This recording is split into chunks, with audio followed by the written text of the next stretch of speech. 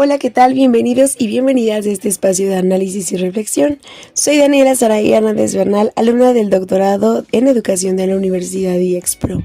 Actualmente curso la asignatura de Seminario de Evaluación y Acreditación con la doctora Cintia Cruz López.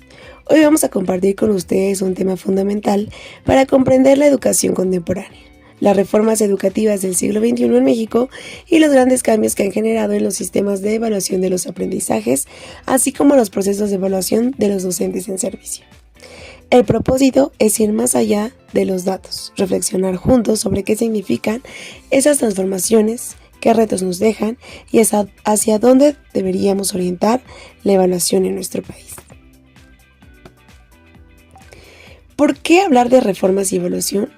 Las reformas educativas de este siglo no fueron hechos aislados, se inscriben en una tendencia global donde organismos como la UNESCO, la OCDE y el Banco Mundial comenzaron a promover políticas de calidad educativa ligadas a la mediación estandarizada y a la rendición de cuentas. En México esto se tradujo en la creación de sistemas nacionales de evaluación, pruebas estandarizadas y procesos de acreditación de instituciones y programas. A través de esto, ¿podemos realmente hablar de calidad educativa solo con base en números y comparaciones internacionales?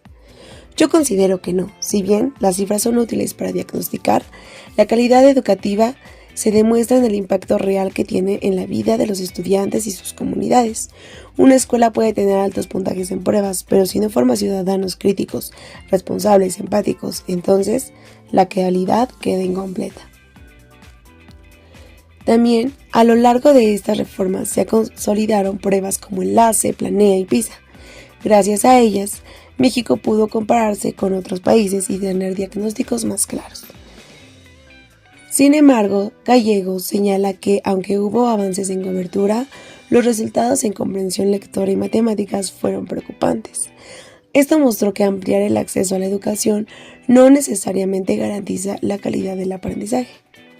Entonces, ¿qué sucede cuando reducimos la riqueza del aprendizaje a los resultados de una prueba estandarizada? Sucede que dejamos de lado lo más importante. El aprendizaje no es solo responder preguntas de opción múltiple.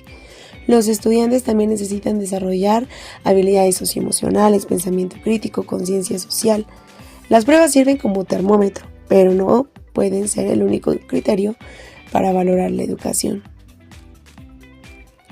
Ahora hablemos de la evaluación y la acreditación institucional. En educación superior y media, los procesos de acreditación surgieron como mecanismos para garantizar calidad. En teoría, debían ser impulsados para la mejora continua. No obstante, como advierte Martínez, Tobón y Romero, muchos procesos terminaron centrándose en lo administrativo y burocrático, dejando de lado transformaciones de las prácticas educativas. Esto incluso provocó fenómenos de simulación de evidencias, documentos preparados solo para cumplir con los requisitos. Entonces, a partir de esto, ¿la acreditación transforma las prácticas o simplemente maquilla las debilidades de las instituciones? Creo que depende del enfoque. Cuando la acreditación se concibe como un trámite, pierde su sentido y se convierte en un maquillaje.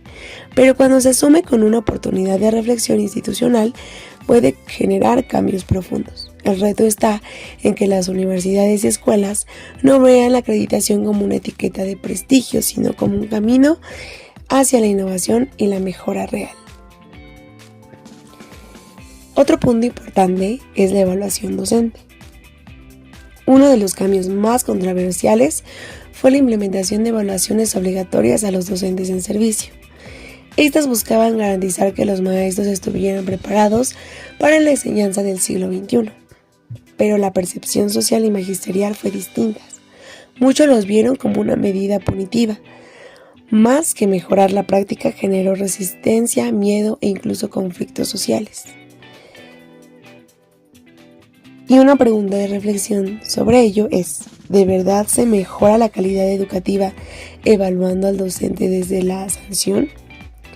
En mi opinión, creo que no. Evaluar al docente puede ser valioso, pero debe hacerse desde un enfoque formativo y dialógico. Una evaluación que acompañe, que brinde retroalimentación y que reconozca también las condiciones de trabajo puede impulsar la profesionalización. Pero si se convierte en un examen para castigar, se rompe la confianza y se pierde todo el sentido pedagógico. Ahora hablemos sobre los retos actuales de la evaluación. Hoy seguimos enfrentando una tensión central: la evaluación como control y rendición de cuentas frente a la evaluación como una herramienta de aprendizaje y de mejora continua. En la práctica, esto significa que muchas escuelas y docentes todavía viven la evaluación como un requisito impuesto en lugar de verla como un proceso pedagógico. Entonces, ¿cómo podemos construir una cultura de evaluación que motive en lugar de intimidar? Deberíamos de resignificar la evaluación, no solo como un fin en sí mismo, sino como un medio para mejorar. Involucrar a todos los actores, estudiantes, docentes, directivos, familias. Es fundamental porque la evaluación debe de ser participativa, justa y contextualizada. Solo así dejará de ser vista como amenaza y se convertirá en un motor de aprendizaje compartido.